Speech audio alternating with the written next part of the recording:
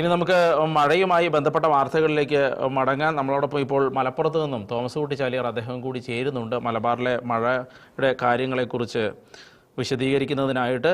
സംസ്ഥാനത്ത് വടക്കൻ കേരളത്തിൽ മഴയ്ക്ക് നേരിയ ശമനമുണ്ട് എന്നാണ് റിപ്പോർട്ടുകൾ. മലപ്പുറത്ത് ഇടവിട്ട് മഴ പെയ്യുന്നുണ്ടെങ്കിലും വയനാട്ടിൽ മഴയ്ക്ക് ഒരു ശമനമുണ്ട്. താമരശ്ശേരി ചുരത്തിലും വിനോദസഞ്ചാര കേന്ദ്രങ്ങളിലും നിയന്ത്രണം തുടരുന്നുണ്ട്. കോഴിക്കോട് മഴ ശമിച്ചുവെങ്കിലും നഗരം വെള്ളക്കെട്ടിലാണ്. തീരദേശത്തും മലയോര മേഖലയിലും അതീവ ജാഗ്രത പുലർത്തണമെന്നുള്ള റിപ്പോർട്ടുകളും വരുന്നുണ്ട്. അതുപോലെ തന്നെ കണ്ണൂരിൽ ഏകദേശം 32 വില്ലേജുകളോളം മഴ അഫക്റ്റ് ചെയ്തിട്ടുണ്ട്. 2 പേരെ കാണാതായിട്ടുണ്ട്. 5 ഇടങ്ങളിൽ ലാൻഡ് സ്ലൈഡ് ഉണ്ടായിട്ടുണ്ട് എന്നാണ് പറയുന്നത്. അതുപോലെ തന്നെ 13 വില്ലേജുകൾ വെള്ളപ്പൊക്കത്തിൽ അഫക്റ്റ് ചെയ്യപ്പെട്ടിട്ടുണ്ട് എന്നുള്ള വാർത്തകളും വരുന്നുണ്ട്. 54 വീടുകൾക്ക് കേടുപാടുകൾ സംഭവിച്ചിട്ടുണ്ട് എന്നും പറയുന്നു.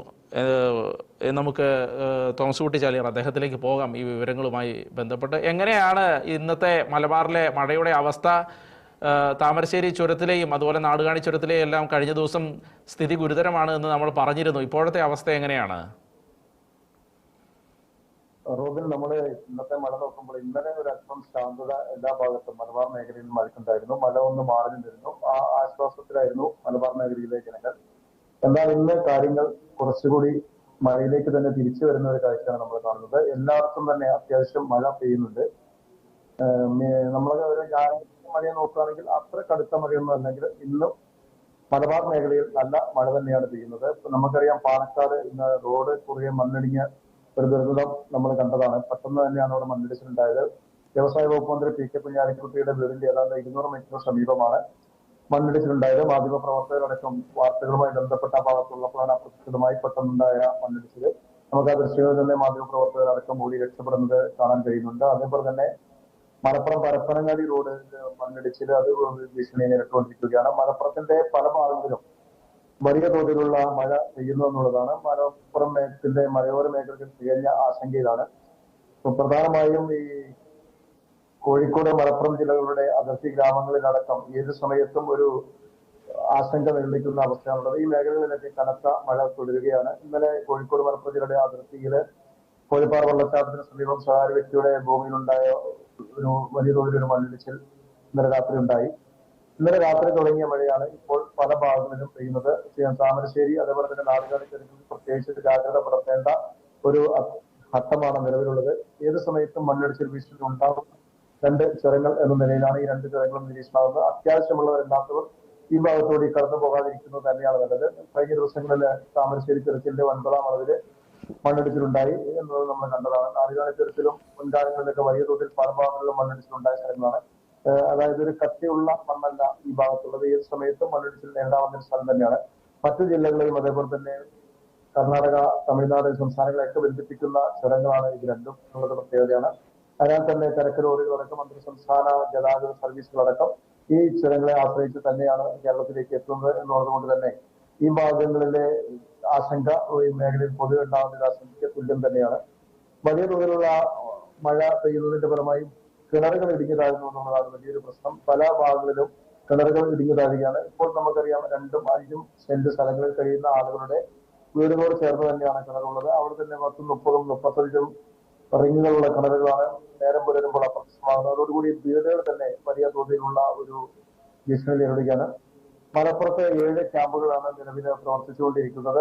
അവിടെ തന്നെയാണ് ഇപ്പോൾ ക്യാമ്പിലുള്ളവരെ അവിടെ തന്നെയാണ് പാർപ്പിച്ചിരിക്കുന്നത്. മഴയൊന്ന് കൃത്യമായി ശ്രമിക്കാതെ ഇവരെ കയറ്റിക്കൊണ്ടു പോകുക എന്നുള്ളത് ഒരു ബുദ്ധിമുട്ടാണ്. സ്വന്തം വീടുകളിലേക്ക് തിരിച്ചെത്തിക്കുക എന്നുള്ളത് പ്രയാസകരമായ കാര്യമാണ്. അതിനാൽ തന്നെ പകൽ സമയങ്ങളിൽ വീടുകളിൽ ചിലർ പോയി മടങ്ങി വരുന്നുണ്ടെന്ന് ഒഴിച്ചാൽ അവർ ക്യാമ്പുകളിൽ തന്നെയാണ് കഴിയുന്നത്. നമുക്കറിയാം, ഇന്ന് കാലാവസ്ഥയുടെ വലിയൊരു മാറ്റത്തിന്റെ ഫലമായിട്ടാണ് മലബാർ മേഖലയിലെ എല്ലാ ജില്ലയിലും തന്നെ യെല്ലോ അലർട്ട് പ്രഖ്യാപിച്ചിരിക്കുകയാണ്. സ്കൂളുകൾക്ക് അവധി നൽകിയിരിക്കുകയാണ്. പരമാവധി ആളുകൾ പുറത്തിറങ്ങരുത് എന്നുള്ള ഒരു ജാഗ്രത നിർദ്ദേശം നൽകിയിരിക്കുകയാണ്. വരും ദിവസങ്ങളിൽ മഴയുണ്ടാകും എന്നുള്ളത് വലിയൊരു ആശങ്കയാണ്. പത്തനംതിട്ട ജില്ലയെ എടുത്തു നോക്കുമ്പോൾ അത്ര തന്നെയുള്ള ഒരു പ്രതിസന്ധി ഉണ്ടാകുമെങ്കിലും മലപ്പുറം മുതൽ കാസർഗോഡ് വരെയുള്ള ജില്ലകളിൽ മഴക്കെടുതി ഒരു രൂക്ഷത തന്നെയാണ് നേരിടുന്നത്.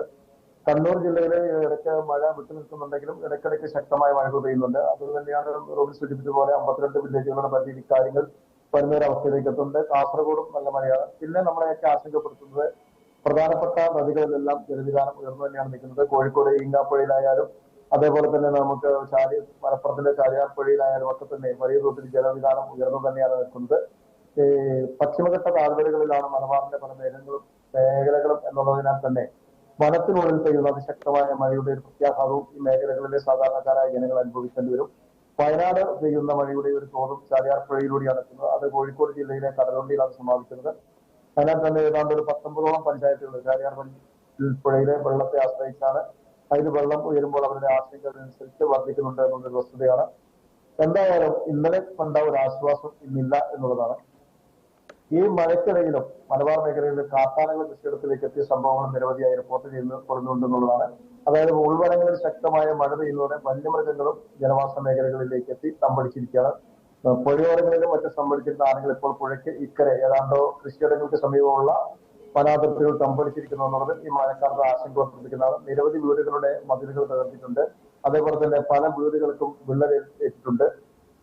ഭാഗികമായി പല വീടുകളും നശിച്ചിട്ടുണ്ട്. പ്രധാനമായും വീടുകൾക്കൊക്കെ നഷ്ടം പറ്റുന്നത് ഈ കുന്നിന്റെ താഴ്വരയിൽ ഇരിക്കുന്ന വീടുകളുടെ മുകളിലേക്ക് മണ്ണിടിഞ്ഞ് വീണ് ആ വീടുകൾ തകരുന്നു എന്നുള്ളതാണ്. കോഴിക്കോട് മലപ്പുറം ജില്ലയുടെ അതിർത്തിയായ വാളംതോട്ടില് കണ്ടിലപ്പാറ എന്ന സ്ഥലത്ത് ഇന്നലെ അജേഷ് എന്ന ആളുടെ വീട് മണ്ണിടിഞ്ഞ് തകർന്നു. അതേപോലെ തന്നെ മലപ്പുറം ജില്ലയിലെ മണ്ണുപ്പാടത്ത് കാപ്പാടൻ അബ്ദുൽ ലത്തീഫിന്റെ വീട് മണ്ണിടിഞ്ഞ് തകർന്നു. വലിയ ഒരു ആശങ്ക മലബാറിൽ നിലനിൽക്കുകയാണ്. മഴ പെയ്യുന്നതിനാൽ ഈ ആശങ്കയ്ക്ക് പെട്ടെന്ന് ഒരു മാറ്റമുണ്ടാവാനുള്ള സാധ്യതയും കുറവാണ്. പ്രധാനമായും 2 ചുരങ്ങളെ ആശ്രയിച്ചാണ് മലബാർ മേഖലയിലേക്ക് അന്തർ സംസ്ഥാനങ്ങളിൽ നിന്നും മറ്റും വാഹനങ്ങൾ എത്തുന്നത്. കണ്ണൂർ ജില്ലയിലെ പാൽച്ചരവും വലിയ ഒരു അപകടാവസ്ഥയിലാണ്. നമുക്കറിയാം പാൽച്ചരത്തെ പറ്റി, പ്രത്യേകിച്ച് വീതി കുറഞ്ഞ വളരെ റിസ്ക്കുള്ള ഒരു ചുരമാണ് പാൽച്ചരം. പാൽച്ചരത്തിന്റെ ചില ഭാഗങ്ങളിലും വിള്ളലുള്ളത് കൊണ്ട് തന്നെ ഈ ഭാഗങ്ങളിലൂടെയുള്ള ഗതാഗതത്തിനും നിയന്ത്രണം ഏർപ്പെടുത്തിയിട്ടുണ്ട്. പുഴകളെല്ലാം തന്നെ വലിയ തോതിൽ ജലവിധാനം ഉയർന്നു നിൽക്കുന്ന അവസ്ഥയിലാണ്. കട്ടയും ഡാമിലും ജലവിധാനം ഉയർന്നിട്ടുണ്ട്.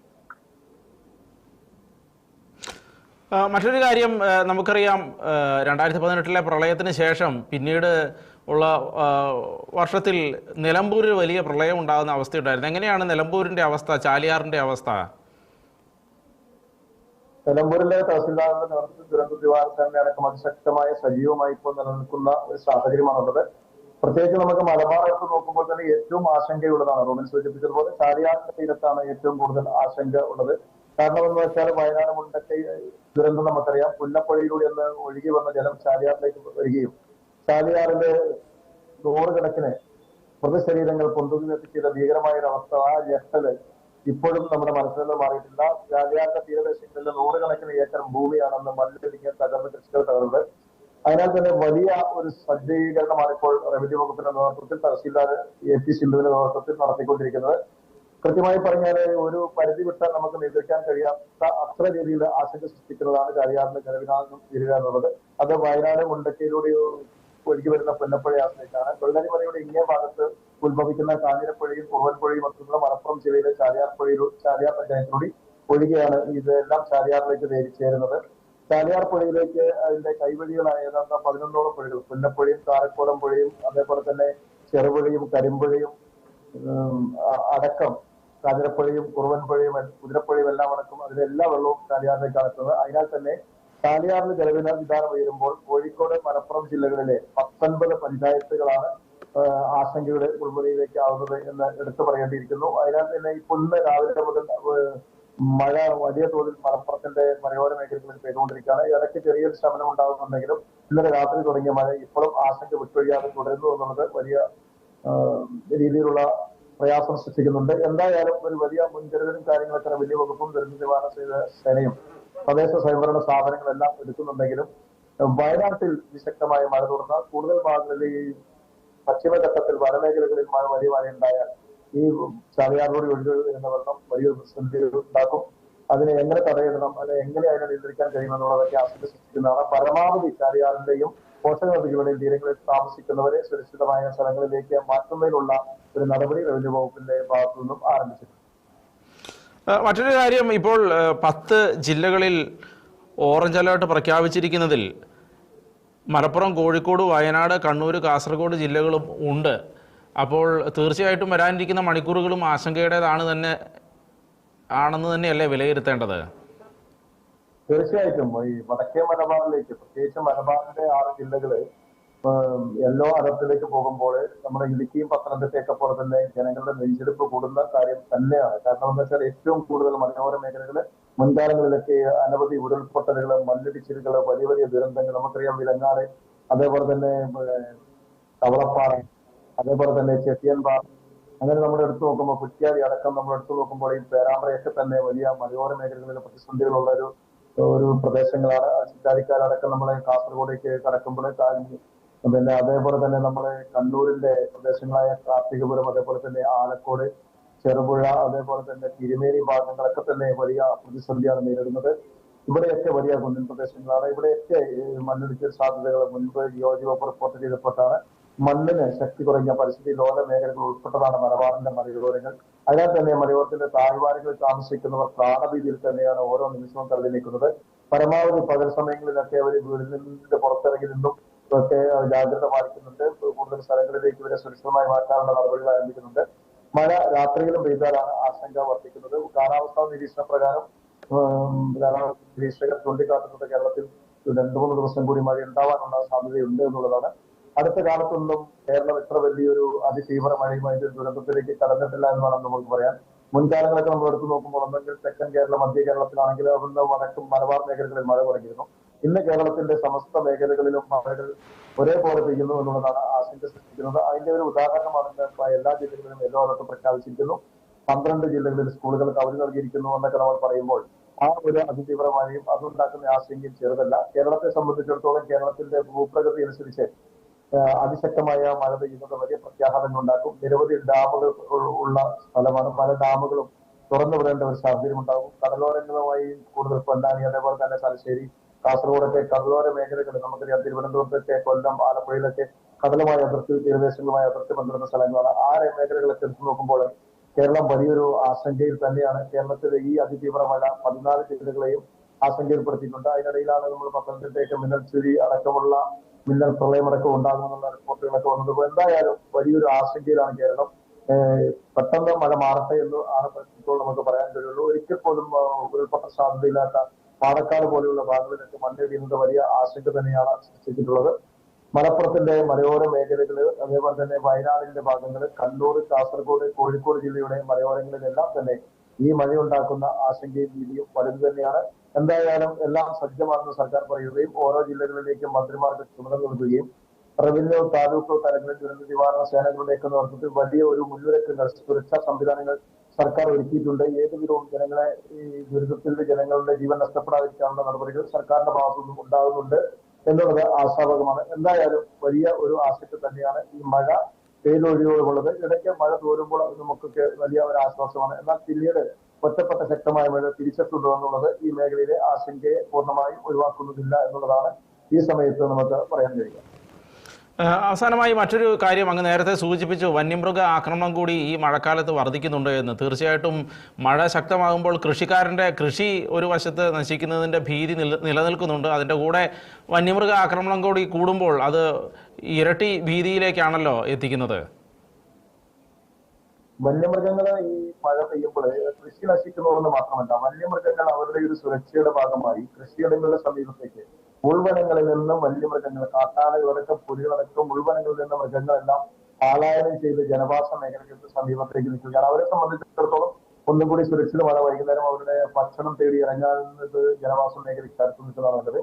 വനത്തിനുള്ളിൽ നിന്നും വന്യമൃഗങ്ങൾ ഈ മഴക്കാലം ശക്തമായതോടെ ജനവാസ മേഖലകളിൽ തമ്പടിച്ചിരിക്കുന്നതാണ്. ഇന്നലെ രാത്രി 10 മണിക്കാണ് ഒരു ജവാൻ ചാലിയാർ പഞ്ചായത്തിലെ മൈലാടിപ്പൊട്ടിയിലെ ജവാനായ ശരത്ത് കാട്ടാനയ്ക്ക് മുമ്പിൽ നിന്നും അത്ഭുതകരമായി രക്ഷപ്പെട്ടത്. വീടിന്റെ ഏതാണ്ട് 30 മീറ്റർ ഇപ്പുറത്ത് റോഡിലൂടെ ബൈക്കിൽ പോകുമ്പോഴാണ്. അപ്പോൾ ആ ഭാഗത്ത് സ്ട്രീറ്റ് ലൈറ്റ് ഉണ്ടായിരുന്നു. അതിന്റെ ഒരു കുറവാണ്. കൃത്യം ആനയുടെ മുമ്പിൽ പെടുകയായിരുന്നു. പിന്നെ പേടിച്ച് ഇത് ഓഫാകുകയും വണ്ടി ഓഫാകുകയും ഇറങ്ങി തിരിഞ്ഞോടിയതുകൊണ്ട് മാത്രമാണ് രക്ഷപ്പെട്ടത്. ഇപ്പോഴും ആശങ്ക മാറിയിട്ടില്ല എന്നാണ് ശരത്ത് പറയുന്നത്.